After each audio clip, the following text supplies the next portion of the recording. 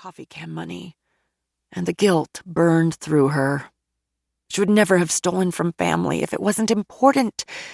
Taylor should have given it to her when Lucy asked. Then she wouldn't have had to take it. She patted her pocket, making sure for the millionth time it was still there. She had to keep it safe, and it couldn't be wasted on bread and bologna and the like. She had to admit she wished she'd stayed in Hart's Ridge a bit longer. There was something to be said for having a dependable roof over her head and the safety that Taylor provided by being the protective big sister, even if it did get old fast. Lying on the ground the night before, with her feet and hips aching, she'd thought of her last bath before she'd left town, the steaming water and tons of bubbles, and wished it had been a bit longer. Now, Lucy's living quarters consisted of a small patch of grass near the Central Park Reservoir. Her roommate was a woman named Margot, who, if what she said was fact and not fantasy, had once had her own penthouse and a trust fund before heroin had ruined her. She was clean now, at least off drugs, but she had an alcohol dependence. Lucy liked her, though. Margot was smart and had seen Lucy wandering around the park her first night and offered a small piece of her own setup for protection.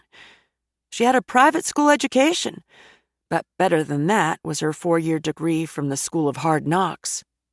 Those were the kind of people Lucy wanted to stay near if she was living on the outside. They'd show her the ropes of where she'd landed and keep her safe, or at least as safe as she could be. The only problem was that Margot was a talker, especially after she'd started on her second bottle of the day, and Lucy, though she'd also been considered quite gabby over the years, could only take so much ranting about the system, the government, and everyone else who had brought Margot's house of cards tumbling down. Lucy had to get away from her as much as she could. Now, she sat staring at the Dakota building and all the looky-loos around it, while she again wallowed in the deep sadness of the loss of a legend.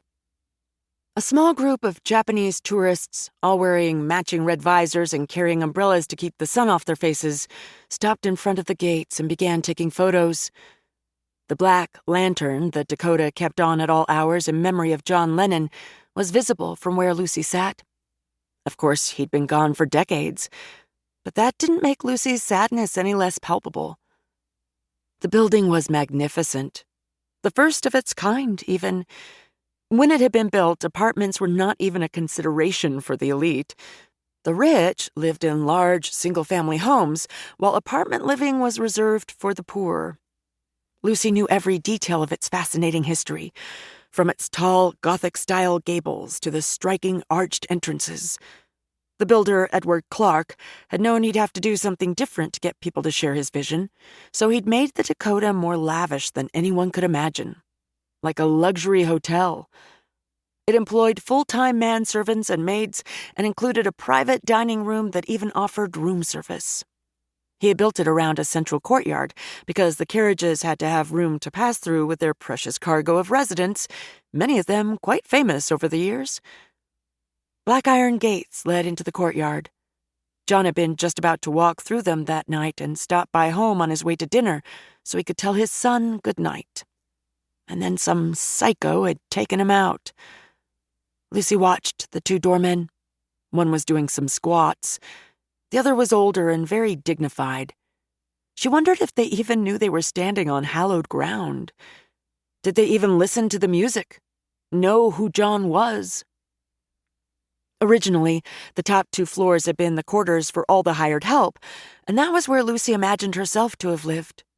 She never made grander dreams, somehow always knowing her life was meant to be one of strife and struggle. Honestly, she would have been happy on that top floor, slinging a mop and dumping chamber pots. It would have been just fine for the small-town Georgia girl she was. Just rubbing elbows with the famous would have been enough. It was morbid, but she couldn't help the lifelong attraction to who he had been, the music he had made, and the life he had lived. A legend.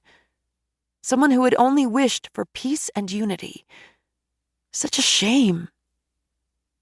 Suddenly, a man dressed in a suit emerged from the Dakota. She could see the irritation and stress on his face, all the way from her viewpoint across the street. To keep listening to this audiobook, I've left you a link in the description so you can do it, at no cost thanks to Audible's 30-day free trial.